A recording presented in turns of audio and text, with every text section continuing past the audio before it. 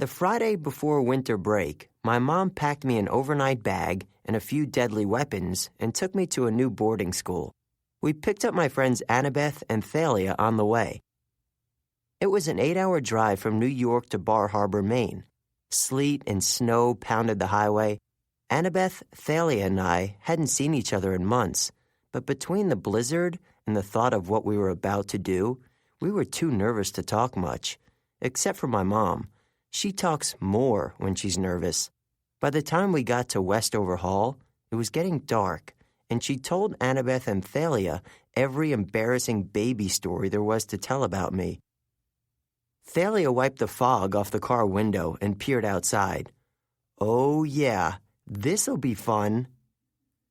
Westover Hall looked like an evil knight's castle. It was all black stone with towers and slit windows and a big set of wooden double doors. It stood on a snowy cliff overlooking this big frosty forest on one side and the gray churning ocean on the other. "Are you sure you don't want me to wait?" my mother asked. "No thanks, Mom," I said.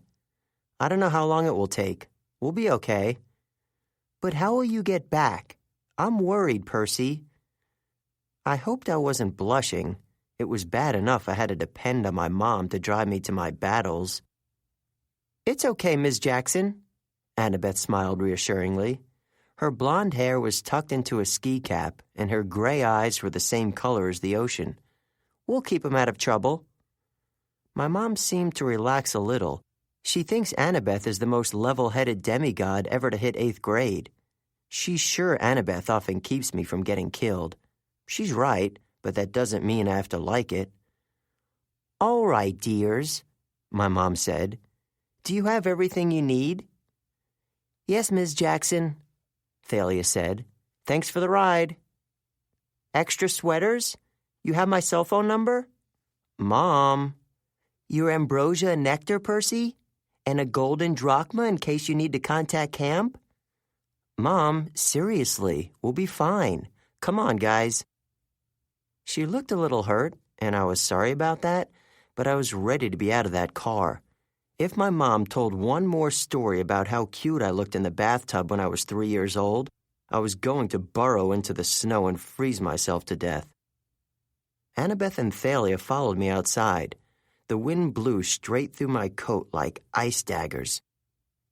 Once my mother's car was out of sight, Thalia said, "Your mom is so cool, Percy." "She's pretty okay," I admitted. "What about you? You ever get in touch with your mom?" As soon as I said it, I wished I hadn't. Thalia was great at giving evil looks. What with the punk clothes she always wears, the ripped-up army jacket, black leather pants, and chain jewelry, the black eyeliner, and those intense blue eyes. But the look she gave me now was a perfect evil 10.